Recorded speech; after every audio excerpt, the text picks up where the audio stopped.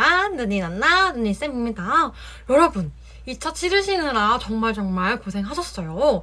저도 여러분에게 제가 공유해드린 나만의 활동 파일에서 경기와 서울에서 답변할 만한 내용이 나왔다고 연락을 받아서 얼마나 뿌듯하고 기뻤는지 몰라요. 경기에서 이번 문제의 공강혁신에 제가 나눠들었던 파일에 있는 와글와글 강장을 말했더니 면접관님들이 갑자기 자신을 바라봐 주셔서 이건 됐다 라고 연락을 주신 선생님도 있었고, 또 서울에서 학부모 상담에 관한 얘기가 나왔다고 하더라고요. 이때 제가 나눠드렸던 나만의 활동 파일에 있는 예약 상담제를 딱 논지로 말씀을 드렸더니 또 심사위원님 분들이 아래를 보고 계시다가 본인을 쳐다봐서 굉장히 뿌듯했다고 말씀을 많이 해주셨어요. 그래서 나만의 활동 파일을 공유해드린 것에 대한 보람을 정말 많이 느낀 하루였답니다.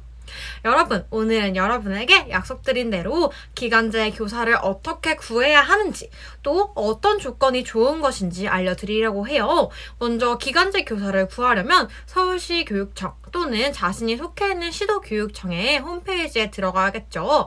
이 부분은 제가 직접 컴퓨터로 보면서 설명해 드리도록 할게요. 먼저 이렇게 인터넷 창에 들어와서 자신이 기간제를 구하고자 하는 시도교육청에 들어가면 됩니다.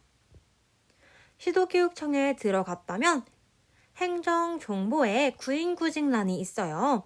이때 구직은 내가 나의 정보를 올리는 것이니까 구인의 계약제 교원에 들어가면 되겠네요. 이렇게 들어가면 초등학교, 유치원, 중학교를 선택할 수 있는 란이 있으니까 초등학교를 선택하고 보시면 됩니다. 가까운 지역에서 구하고 싶다면 학교명 대신에 지역명을 검색창에 입력하시면 되고, 나는 과목을 위주로 검색하고 싶다면 과목을 위주로 검색할 수도 있어요. 이렇게 지역구를 선택하면 여러 가지 초등학교가 나와 있습니다. 이때 작성일과 마감일이 얼마 차이가 나지 않은 것은 이미 내정자가 있다는 말이니 피하시는 게 좋아요. 자, 그럼 이제 여러분에게 어떤 조건의 기간제가 좋은 것인지 순서대로 알려드리도록 할게요.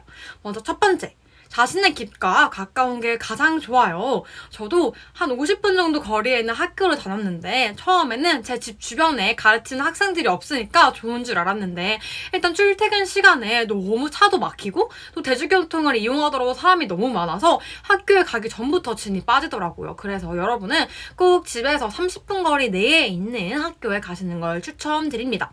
두 번째는 기간이에요. 여러분, 2개월 이상 근무를 해야 성과금도 받을 수 있다는 거 모두 알고 계신가요? 또 6개월 이상 근무를 한다면 나중에 실업상을 받을 수 있고, 1년 이상 근무를 하신다면 나중에 퇴직금까지 받을 수 있어요. 그렇기 때문에 여러분이 기간을 잘 확인하셔서 최소 2개월 이상, 그리고 가능하다면 1년 이상의 기간제를 구하는 걸 추천드려요. 저도 기간제 1년짜리를 계약을 했는데 확실히 이렇게 하니까 같은 기간 동안 또 같은 기간제로 일을 하면서도 훨씬 받을 수 있는 수당들이 많아서 조금 더 좋았던 것 같아요. 그리고 세 번째, 여러분, 주당 수업 시수를 잘 보셔야 해요. 보통 20시간에서 21시간 정도가 평균인데 이거보다 많다면 본인의 시간이 거의 없다고 생각을 하셔야 돼요. 그렇기 때문에 21시간 이상이 되는 학교에는 너무 우리 집과 가까워서 메리트가 있다거나, 아니면 내가 한 과목, 한 학년만 가르쳐도 돼서 일주일에 수업을 하나만 준비해도 된다, 이렇게 아주 큰 메리트가 있지 않는 이상 가는 걸 추천드리지 않습니다. 그 다음 네 번째는 가르치는 학년과 과목 수예요. 아무리 시간이 많더라도 내가 가르치는 학년이 한 학년이고 과목도 하나라면 여러분이 준비해야 하는 수업은 일주일 내내 하나밖에 없어요.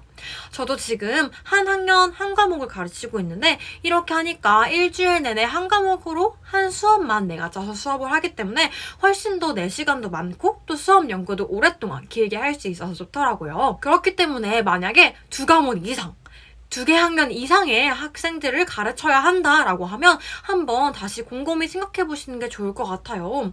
아무래도 담임 자리가 아니라 교과 자리인데 2과목, 3과목, 그리고 2개 학년, 3개 학년 이상의 학년을 가르치다 보면 자기 시간이 많이 없을 수 있거든요. 그리고 5번째, 전담 자리가 좋은 것 같아요. 물론 담임 자리를 하다 보면 우리 반 학생들과 유대감도 생기고 또 그리고 학부모님들을 어떻게 대처할 수 있는지에 대한 경험도 미리 해볼 수 있겠지만 우린 아직 신규잖아요. 아직 초짜이기 때문에 사실 할 수 있는 게 거의 없어요. 그리고 꼭 1년 동안 일을 하다 보면 반에 크고 작은 문제들이 생기기 마련이더라고요. 하지만 교과 전담을 하게 된다면 이런 문제들에 대해서 조금 더 자유로울 수 있겠죠. 하지만 담임을 한다면 내가 온전히 내 반이기 때문에 학부모님들에게도 그리고 또 학생들에게도 내가 이 책임을 온전히 다 해야 한다는 부담감이 있어요. 그렇기 때문에 여러분 처음 시작은 전담으로 해보는 거를 조금 더 추천드립니다. 여러분 정말 2차 치르느라 고생하셨어요. 그래도 우리 쉬는 기간에 어떻게 하지? 뭘 하지? 고민할 때 기간제를 구하면서 시간을 보내면 조금 더 시간도 빨리 가고 그리고 또 유용하게 시간을 활용하실 수 있을 것 같아요. 아 참! 그리고 서울을 치신 또 서울에서 기간제를 하실 분들께 추천드리고 싶은 것은 제가 지금 하고 있는 한시적 기간제예요. 한시적 기간제는 서울 임용자 대기자가 너무 많아서 서울에서만 하고 있는 것으로 알고 있는데요. 올해도 할지 안 할지 정확한 공문이 아직은 내려오지 않았는데 2월 초쯤 되면 정확하게 공문이 내려올 것 같아요. 한시적 기간제는 다른 기간제들보다 주당 수업 시수도 작고 또 이게 1교실 2교사제에 근반한 거여서 어떤 학교들은 아예 수업을 하지 않고 우리 참관 실습을 할 때처럼 조금 부족한 학생들을 도와주는 것 정도로만 일을 하는 경우도 있다고 하더라고요. 또 어떤 학교에 따라서는 업무가 없는 학교도 있으니까 만약에 한시적 기간제를 한다면 이 기간제를 신청해서 집 근처에서 하시는 걸 추천드려요.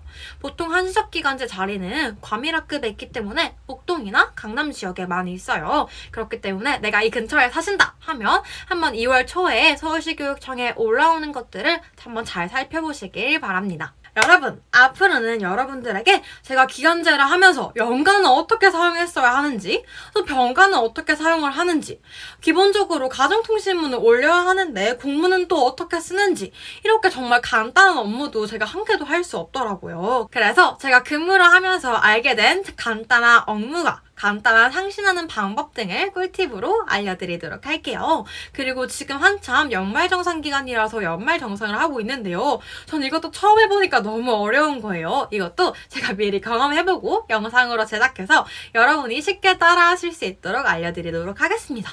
아, 그리고 이제 2차 끝났으니까 1차를 치신 선생님들을 위한 영상도 꾸준히 올리고 자료도 공유하려고 해요. 여러분, 다시 한번 2차 치르느라 정말 고생하셨습니다. 우리 쉬는 동안 어디서 어떤 기간제를 어떻게 할지 찾아보시면 조금 더 도움이 될 것 같아요. 앞으로 저는 기간제를 하면서 도움이 될 만한 유용한 영상들로 찾아뵙도록 하겠습니다. 그러면 저희는 다음 영상에서 만나요. 안녕!